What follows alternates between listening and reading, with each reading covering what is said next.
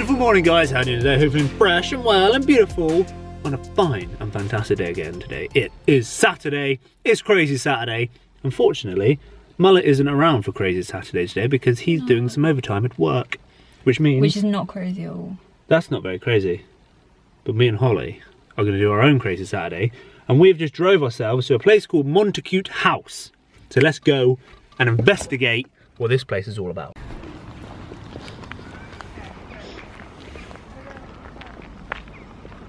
Okay, so we've now made it to Montacute House. This is the driveway here. Imagine like hundreds and hundreds of years ago, rocking up in your little horse and cart or something, clippity clop all the way up this driveway, and then you come across your house. My house. Look at that. How incredible is that? Holly was just saying, imagine if like you lived here, we got handed a map on the way in to guide you around the house. There's the map of my house. Can you imagine having a house you need a map? This is like the perfect place, Holly, where we could play croquet on the lawn.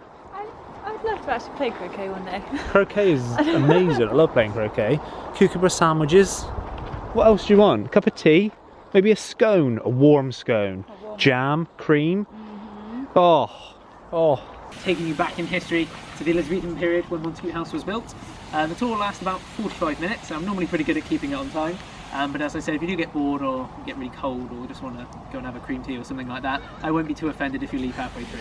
You'll probably be a little bit offended, won't stop crying or anything like that. You'll have to use your imaginations a little bit. As I said, I'll try and sort of make it as immersive as an experience as possible, so you'll have to pretend to be peasants 1 minute and then gentry the next, so try and use your imaginations. So I'm all sure you're from sort of very noble lineages and all that sort of thing.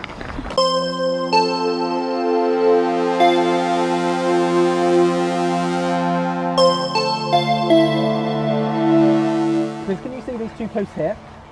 Well, that's because originally what we were standing on would have been a Roman road. So in the Elizabethan period, it would have been a very, very busy main road. And it went all the way down that way towards Exeter and the coast. And that's exactly why in 1601, Edward had his house finished and built here. Now, the house was finished in 1601, and we believe it was built a couple of years before that in about 97, 98. But we know for sure that it was finished by architectural historians who were able to find out the dating from various archways. And of course, he positioned it here because he wanted to show off to everybody who came across this very busy road. So that's why he planted it here. The house cost £22,000 in 1601 when it was finished, which in today's money works out just over 2 million, which actually isn't very much at all. And one of the reasons why it isn't very much at all is because he owned the quarry where he got the stone from. So the stone is Ham stone, and it comes from Ham Hill, which is about a mile in that direction. So if you are planning on building yourself an Elizabethan mansion, just own a quarry and it's cheap as chips. These funny little circular things on top of the temples, on top of the porters' lodges, well, they're called armillary spheres, and they're signs of logic and intelligence and wisdom. So he's telling you what a smart person he is there as well. But they're also associated with astrology and astronomy, the two things in the Elizabethan period were pretty much interchangeable at that time. And the reason why he's trying to tell you he was interested in astrology is because the Queen was very interested in astrology. So he's trying to say, look how well connected I am with Elizabeth. Her interests and my interests, aren't we best buddies? We have had some people speculate that they may have had a slightly darker meaning to them as well. Queen Elizabeth's astrologer was a man called John Dee. Now, he founded the Elizabethan Secret Service, and he always used to sign his name 007 on all of his documents, which is where Ian Fleming got the idea from James Bond from. Very topical because there's a new film coming out. And the stained glass windows with the coat of arms, that was all of his most important and powerful allies. So those were the people that he's trying to show you how well connected he is. So he's saying, look, I'm maybe a self-made man, but look at the people I'm friends with, look who all my busy mates are. And of course, the person that he wanted to tell you he was best friends with was Queen Elizabeth, whose coat of arms is right down there, smack bang in the centre. Now, Queen Elizabeth, thankfully, didn't actually visit Montacute House, and the reason why that's a good thing, because she died 2 years after it was built, was because she had a terrible habit of bankrupting people that she visited. So she'd bring all of her entourage and completely wipe out all of your cash. So it's probably quite a good job that he didn't.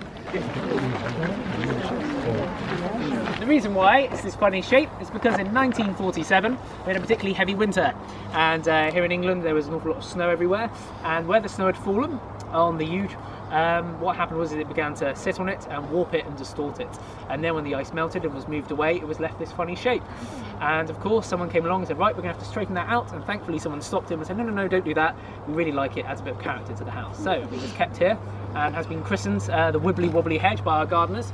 And the first time I came here, I said, what's the hedge called? And they said the Wibbly Wobbly Hedge. And I said, no, really, what's the hedge called? And they said, no, that's actually what it's called. So we're very immature gardeners here. And a lot of people say you can see faces in it and that sort of thing. So maybe some of you can spot your relatives.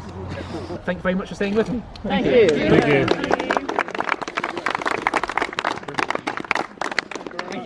Okay, now that was very interesting. We just went around for a little tour with, what was his name, Tom? Tom. He was named Tom. Very interesting. We just learned a lot of history and stuff, so I just showed you a few little clips there. But I think it's time now for me and Holly to warm up. We're gonna go get a little coffee, a cup of tea or something, maybe a slice of cake. Look what Holly's just spotted. Chocolate brownie made without gluten containing ingredients. We're gonna have a chocky brownie, Holly. You win.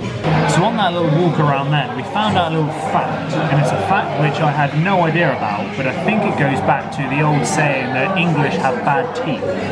Now then, I think that originated from back hundreds of years ago, when like these houses were like first being built and stuff, is a sign of wealth and a sign of achieving very good things in life was having lots of sugar, because sugar was so hard to come by. So the richer you were and the more successful you were, the more rotten your teeth would be, because you could afford more sugar. It was a sign of wealth, basically. So that's why, who was it, Elizabeth? Queen Elizabeth I virtually had no teeth, because they used to blacken their teeth with sugar to show that they had more wealth and stuff. That's kind of a crazy thing, but I guess that's where the original English have bad teeth, is because everyone used to black them out, which is the opposite of now, where everyone wants like perfectly white teeth. It's crazy how like times change. But anyway, there's some sugar and there's a latte. So I need to fill up on this sugar. I need to blacken out my teeth. Blacken out my teeth, Ollie.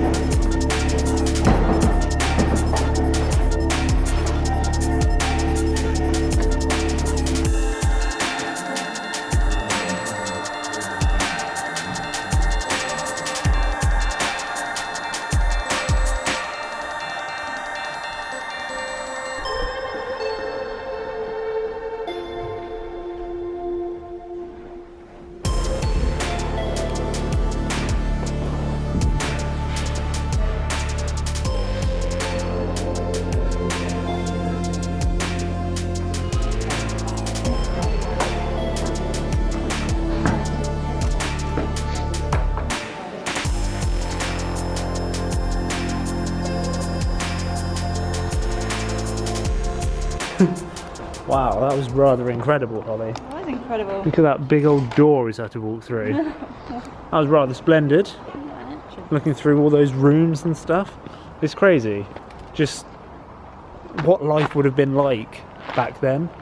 We were saying as well, like, if we were magically transformed back to the day where this was like a fully functional house when people lived here, like, what would we be? Holly said that I'd be the jester. I'd be like juggling and like doing silly dances with a floppy hat on. I'll probably make tea. You make tea. Holly reckons she'd be like a servant lady. Because she works in a restaurant now, so you might as well be doing that back in the day. Serving like chicken legs and pots of ale and whatever they used to drink back then. And I just really wish technology catches up to like my brain with all like virtual reality things and kind of the Oculus Rift and all those sort of things. I want someone to create 3D like glasses so you can walk around buildings like this and see what it was like back in the day. So you're walking around and you're just seeing it as it was, you're experiencing it as it was like back in the day. I think that's got to be the next in kind of museums and tours and stuff, is like the integration of like 3D worlds being tracked in. What is HoloLens, isn't it? Microsoft HoloLens, where you see the world as normal but they can track in like computerized, yeah, like holograms and stuff. That is where the future is for these types of things. Come on, Holly. I just found an awesome swinging chair. How cool is that? It is a lovely chair. It's like a very British rope swing. Or maybe it's for children. Maybe we won't sit on I'm it a big, together. I'm a big child. Yeah, you are.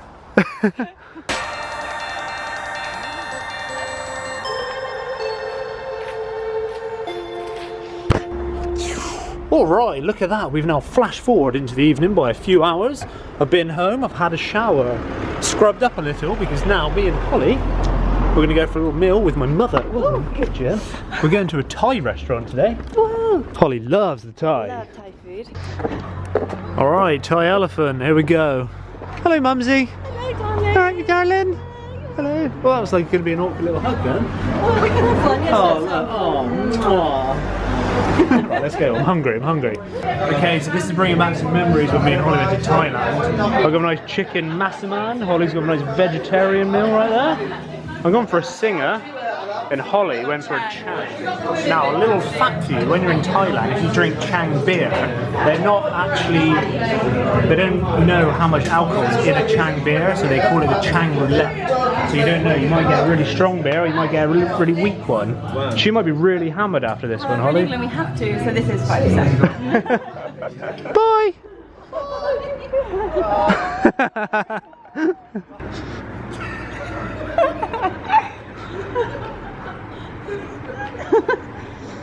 I want this to go on for 6 minutes.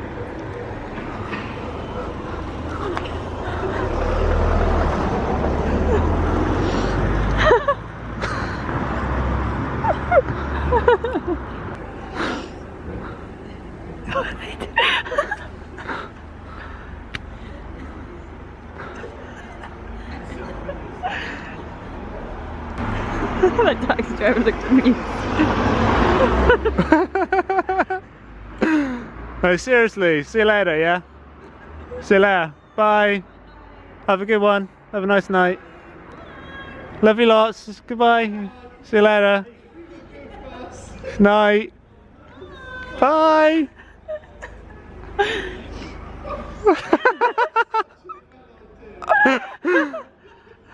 You started this.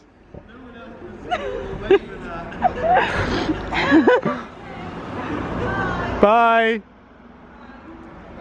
See you later. My cheeks hurt. Bye. Alright guys, we've now made it home. And that last little clip then, basically, my mum and Martin have started doing this thing where when you walk away from someone, you just wave. Kind of do like a queen wave and just say goodbye. And don't stop. And you just don't stop until the other person like walks away. Then you get into this like stalemate position when you just wave in and saying bye for about 5 minutes, and it went on for about 5 minutes then. And I was like, seriously, I gotta go because I was gonna wet myself. I needed to wee real bad.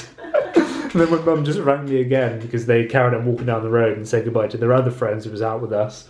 And they were there for like another 5 or 10 minutes waving to them. It was pretty funny. You should try it with your friends next time you go out. Just wave at them, just wave. Don't stop. Goodbye! This is kind of a little funny game. And I hope you've enjoyed yourselves today. We took you on a little adventure around Montacute House, which was beautiful. It was very lovely, very English, very cultured in a way. We learnt a lot of things today. That whole thing about the rotten teeth and... The tour was really good. The tour was really good. Which I can't remember. Yeah, there's a lot of facts throughout the whole thing. The tour went on for like 45 minutes, so we did learn a lot, and I hope you kind of enjoyed the few kind of clips and stuff, and just seeing that is very, yeah, it's very nice to kind of see that, and considering that's not even half an hour away from where we live, it's kind of crazy. A lot of history right there. Please explore more around where we live. Explore more. That's the new motto. Explore more. Anyway, tomorrow I think we're going to be going to see one of Holly's friends, which I haven't seen for a while. Hopefully, yeah. And maybe go on another little adventure somewhere else as well. Possibly. So tune straight back in, same time, same place, tomorrow to see all that. And I will leave you now. There's 3 very important things, which are stay happy, stay positive, stay awesome. And we see all of you bright and early tomorrow morning. Goodbye!